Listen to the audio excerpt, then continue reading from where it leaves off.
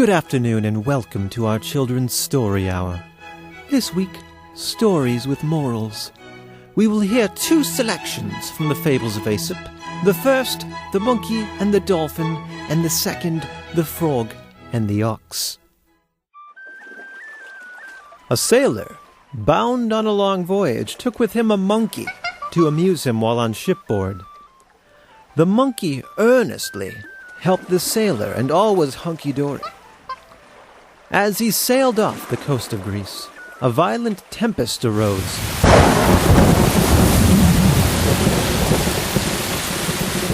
In which the ship was wrecked, and he, his monkey, and all the crew were obliged to swim for their lives.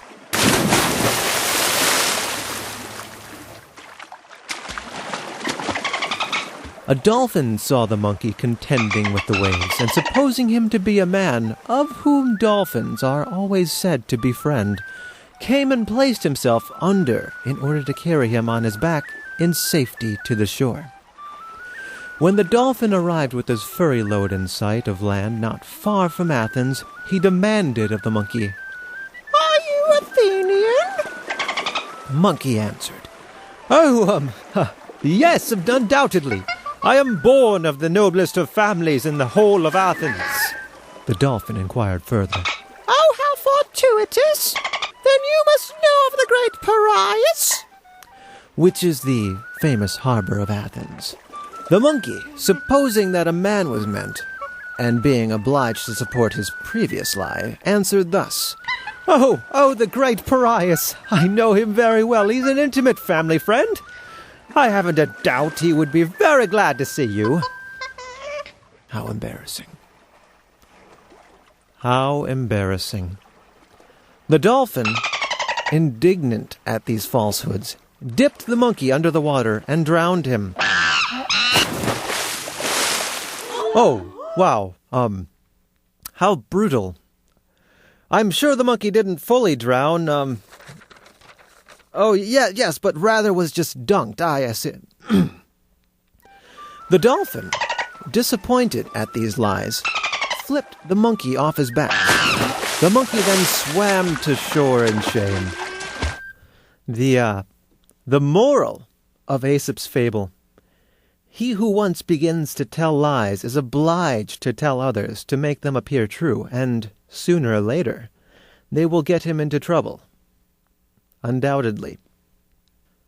Our next selection, the frog and the ox. "Oh, father," said a little frog to the big one sitting by the side of a pool, "I have seen such a terrible monster. It was as big as a mountain, with horns on its head and a long tail, and it had hoofs divided in two."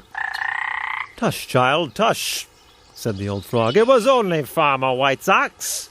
It isn't so big either. He may be a little bit taller than I am, but I could easily make myself quite as broad. Just you wait and see." So he blew himself out, and blew himself out, and blew himself out. "Was he as big as this?" asked he. "Oh, much bigger than that," said the young frog. Again the old one blew himself out, and asked the young one, "Was he as big as this?" "Bigger, father, bigger, like a bigly huge," was the reply. So the frog took a deep breath, and blew, and blew, and blew, and swelled, and swelled, and swelled, and finally he said, "I'm sure the ox is not as big as this." But at that exact moment, he burst. Oh no! It's everywhere! I am so sorry. The moral of Aesop's fable: self-conceit may lead to self-destruction. Thank you for joining us today on the Children's Story Hour. We hope that you join us again soon. Have a pleasant night.